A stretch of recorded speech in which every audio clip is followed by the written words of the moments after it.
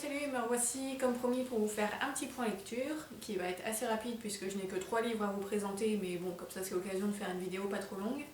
Et puis après ça, dans pas très longtemps, je pense d'ici ce week-end, je vous ferai la deuxième partie de mon book haul, puisqu'en fait, après avoir tourné ma première vidéo que j'ai mise en ligne juste là, en fait avec ma famille on est retourné sur un vide-grenier où j'ai acheté d'autres livres, donc du coup il y aura un deuxième petit book haul.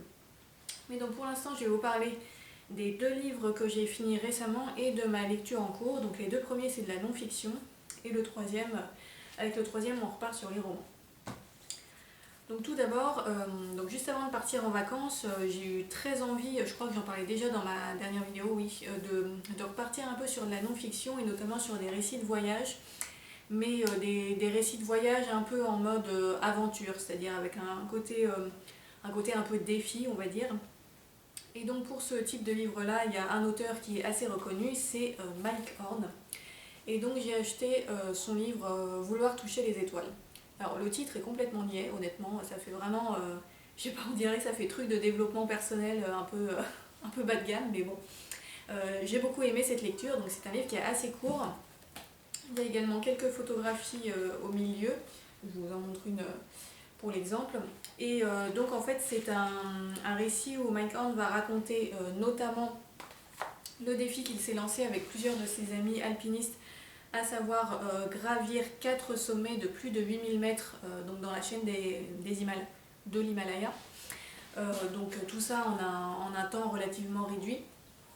Mais ça va être aussi l'occasion pour lui de parler d'autres choses, et notamment de la façon dont il est devenu aventurier, puisque au départ c'était pas du tout ça qu'il faisait. En fait il parle un petit peu de son enfance en Afrique du Sud, puis ensuite il explique qu'il est allé dans l'armée, il a été militaire pendant un certain temps.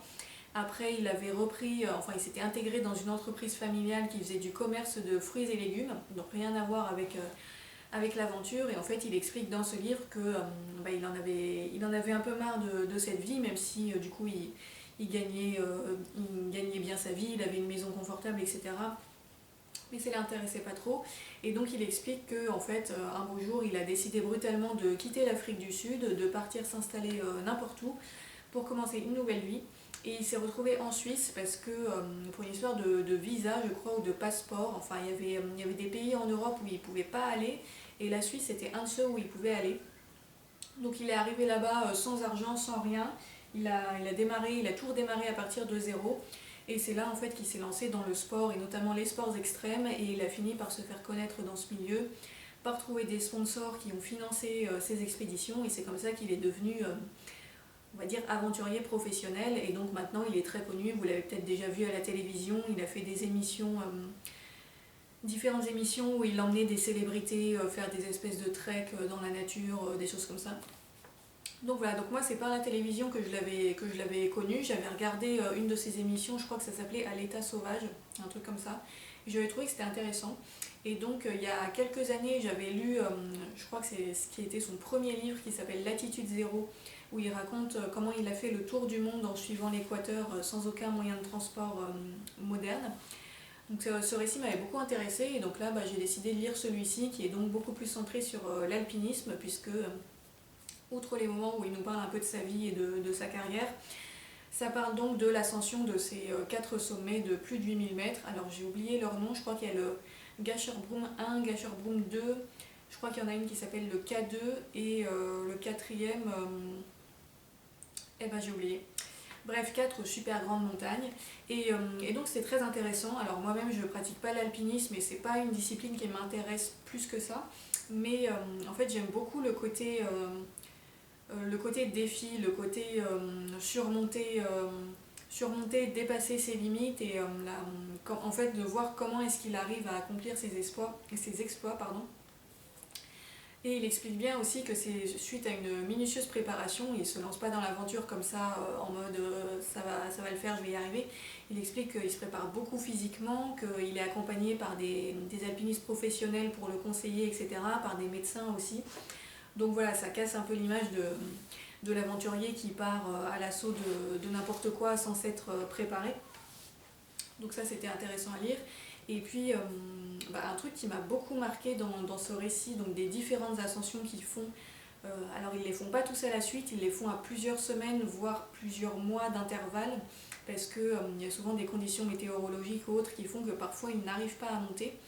Et donc ouais, ce qui m'a beaucoup marqué justement, c'est les échecs qui ont jalonné ce défi en fait, puisque donc il y a des fois où ils ont été obligés de faire demi-tour et de redescendre avant la fin parce que les conditions météorologiques étaient trop mauvaises.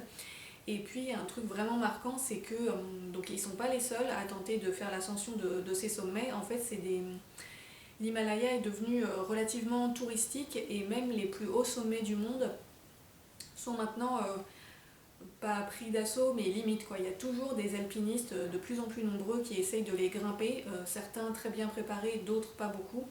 Et sauf que c'est une activité extrêmement dangereuse et donc à chaque fois qu'il part faire une ascension avec son petit groupe, il y a d'autres groupes autour d'eux et il y a toujours plusieurs morts.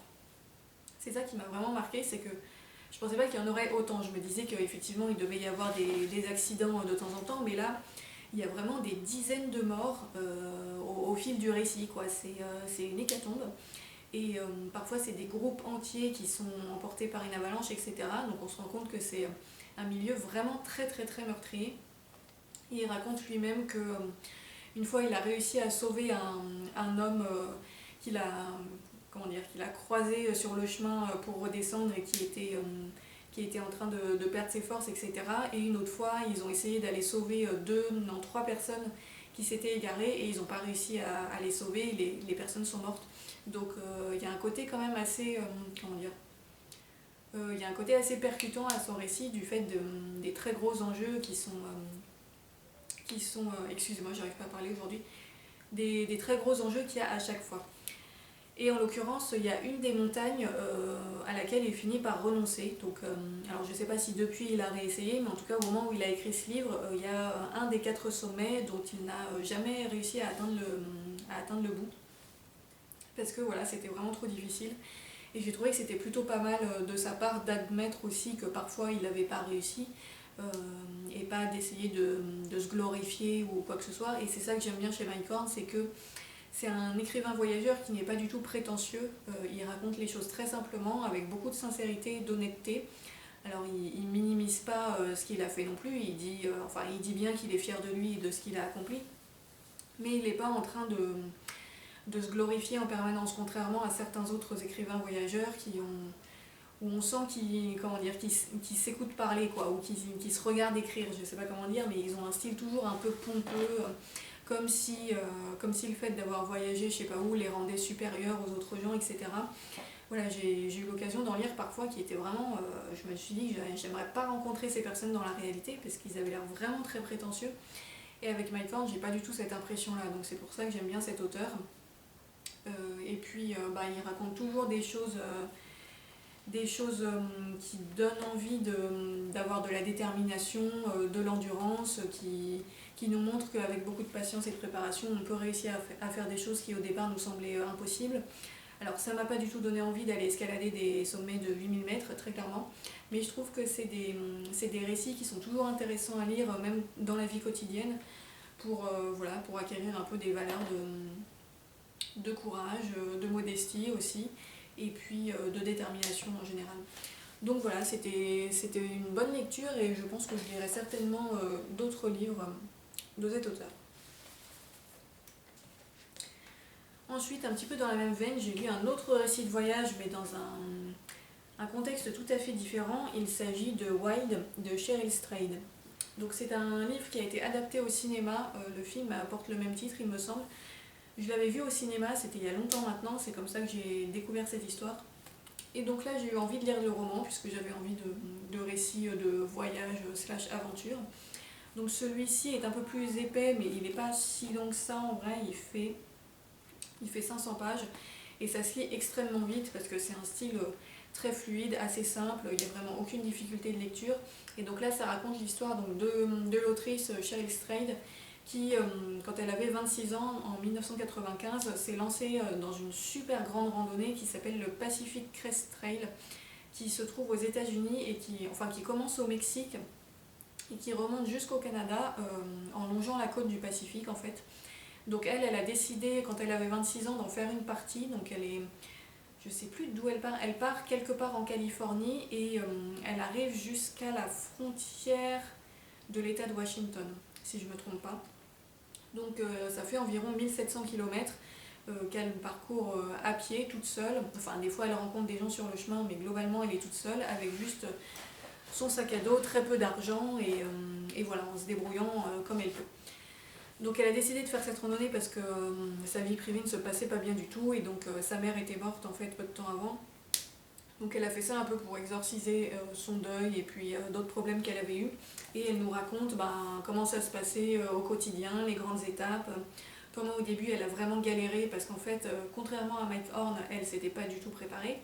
Donc elle s'est lancée là-dedans en se disant ça ira, et sauf qu'en fait elle avait un sac beaucoup trop lourd, elle avait pris trop d'affaires, elle n'avait pas les bonnes chaussures, elle savait pas trop s'orienter, enfin voilà, elle a beaucoup galéré au début de sa randonnée. Elle a également fait un certain nombre de détours, donc elle n'a pas fait les 1700 km en marchant sans s'arrêter.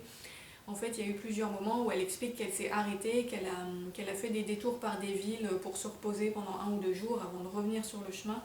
Elle a également contourné une chaîne de montagnes parce qu'il y avait trop de neige. Donc voilà, c'était pas c'était pas une randonnée à 100% sur le sentier, mais c'était quand même un très long voyage qu'elle a supporté avec encore une fois beaucoup de détermination, malgré pas mal de petites blessures qu'elle a eues, notamment au niveau des pieds. Et là, c'est la difficulté que j'ai eue avec ce roman, c'est que en fait, comme ses chaussures sont pas bien adaptées, ses pieds se blessent au cours de sa randonnée, et notamment au niveau des ongles, et elle n'arrête pas de faire des descriptions de ses ongles. Et vraiment, je m'en serais bien passée, quoi, parce que c'était assez ignoble. Donc si vous êtes sensible par rapport à ça, attention à certains passages, ça va pas vous plaire. Mais voilà, à part ça, c'était vraiment intéressant de voir comment elle s'en est sortie toute seule, avec très peu de moyens. Les gens aussi qu'elle a rencontrés au fil du trajet, puisqu'il y avait un certain nombre de randonneurs sur ce chemin. Et donc elle explique qu'en fait, les randonneurs là-bas, même quand ils se connaissent pas, ils créent tout de suite des liens, parce que le fait d'être sur le même chemin et entre guillemets dans la même galère, ça les rapproche d'instinct. Donc elle s'est liée d'amitié avec plusieurs d'entre eux, etc. Donc voilà, c'était... honnêtement, j'ai pas beaucoup de choses à en dire, parce que ouais, en fait, elle nous raconte sa randonnée et tout ce qui lui est arrivé, quoi. Ça se résume à peu près à ça, mais c'était intéressant. Et puis là encore, c'était ça faisait une bonne comparaison avec le livre de Mike Horn, qui est un professionnel hyper aguerri, etc. Et là, une débutante qui se lançait en faisant plein d'erreurs, ça faisait du coup un contrepoint assez intéressant. Et donc, comme je le disais, ça se lit très vite. Alors le seul truc, je dirais, la chose qui m'a un petit peu dérangée, ou parfois je me suis un peu ennuyée sur certains passages, c'est quand elle parle de ses relations avec les hommes. Honnêtement, j'ai eu l'impression des fois qu'elle était un peu obsédée par le sujet, elle en parle vraiment beaucoup, et ça m'intéressait pas du tout. Mais bon, c'était pas trop envahissant. Il y avait des passages où je me disais ouais bon, mais globalement ça a été une bonne lecture aussi. Et je suis contente de l'avoir découverte. Voilà, donc pour ces deux récits de voyage que j'ai terminés et qui étaient bien sympathiques. Et donc là, je suis repartie sur de la fiction avec une lecture en anglais qui était dans ma palle depuis très longtemps. Et là, je me suis enfin décidée à sortir ce livre, et j'ai bien fait parce que pour l'instant, c'est une très bonne lecture. Il s'agit de Attila de William Napier. Donc c'est aux éditions Orion. C'est un livre qui, je pense, n'a pas été traduit en français. En tout cas, je ne l'ai jamais vu en français nulle part. Et le pire, c'est qu'en fait, c'est le premier tome d'une trilogie, et j'ai l'impression que cette trilogie n'est plus éditée, et que même sur internet, c'est visiblement quasiment impossible de trouver les autres tomes. En fait, celui-là, je l'avais trouvé dans un Emmaüs complètement par hasard, et j'ai l'impression que je vais beaucoup galérer pour trouver les tomes 2 et 3. Bon. On va déjà finir celui-là. Là, j'en suis à la page 150, il y en a environ 400, un peu plus de 400. Donc comme le titre l'indique, ça raconte l'histoire de Attila, le chef des Huns. Et en fait, ça démarre dans son enfance, et la trilogie va nous amener jusqu'à l'espèce de guerre qu'il a lancée contre l'Empire romain, et son affrontement avec un général romain en particulier, qui s'appelle Aetius. Voilà. Donc là pour l'instant j'en suis encore dans la partie qui concerne son enfance et j'ai été assez étonnée parce qu'en fait, alors je sais pas à quel point l'auteur a fictionnalisé ou pas, mais en fait on découvre Attila à Rome, puisque pendant son enfance en fait, il est confié à l'Empire romain en tant qu'otage et en fait le fait d'avoir un enfant de la tribu qui pourrait potentiellement, enfin de la tribu ouais, du peuple qui pourrait potentiellement devenir ennemi, ça permet qu'il n'y ait pas de conflit qui éclate. Donc pour garder la paix entre les Huns et l'Empire romain, qui à cette époque-là était allié, on va dire, Attila est confié à Rome, où il est éduqué, il reçoit une éducation romaine, donc il apprend l'histoire, la philosophie, l'histoire de Rome, etc. Il habite dans le palais impérial. Et de là où j'en suis, ça lui plaît pas du tout d'être là, il n'aime pas du tout la société romaine, c'est une société qui est assez décadente, où il y a beaucoup d'hypocrisie, de corruption, etc. Et lui, il est vraiment dégoûté par tout ça. Donc tout ce qu'il veut, c'est pouvoir s'enfuir et retourner chez lui dans son peuple. Pour l'instant, il n'a pas encore réussi. Et voilà, j'en suis là. Et donc, je pense qu'en fait, c'est son enfance au sein de l'Empire romain qui va l'amener à développer une grande haine pour cette civilisation et vouloir l'attaquer plus tard. En tout cas, c'est ce qui a l'air de se dessiner pour l'instant. Donc c'est le premier livre de cet auteur que je lis, j'avais jamais entendu parler de lui avant. Pour l'instant, cette lecture est vraiment très chouette. L'anglais est assez facile, ou alors c'est moi qui ai augmenté en niveau. Au début, j'avais peur de galérer un peu. Mais en fait, non, ça va, je le lis très fluidement. Et puis, c'est plein d'actions, c'est bien rythmé, il y a beaucoup de détails sur la vie quotidienne à Rome, l'Empire romain, etc. Donc c'est très intéressant. Et puis le personnage de Attila pour l'instant est vraiment bien développé. Donc là, à ce stade de l'histoire, il a 13-14 ans. Et ouais, l'auteur a vraiment réussi à lui donner une personnalité, une personnalité bien approfondie. C'est un garçon qui a beaucoup de caractère, qui est très intelligent, qui est très curieux aussi, qui apprend beaucoup, mais qui est particulièrement rebelle et qui n'aime pas du tout la nation à laquelle il a été confié. Et donc j'ai vraiment hâte de voir comment tout ça va évoluer. Et je vous reparlerai de ce roman quand je l'aurai terminé, mais pour l'instant ça s'annonce bien. Voilà, 17 minutes pour 3 livres, dis donc. Voilà, c'est tout pour mes lectures en cours. Donc comme je le disais, je reviendrai bientôt pour vous faire la suite de mon book haul. Et puis d'ici là, je vous dis à bientôt. Salut!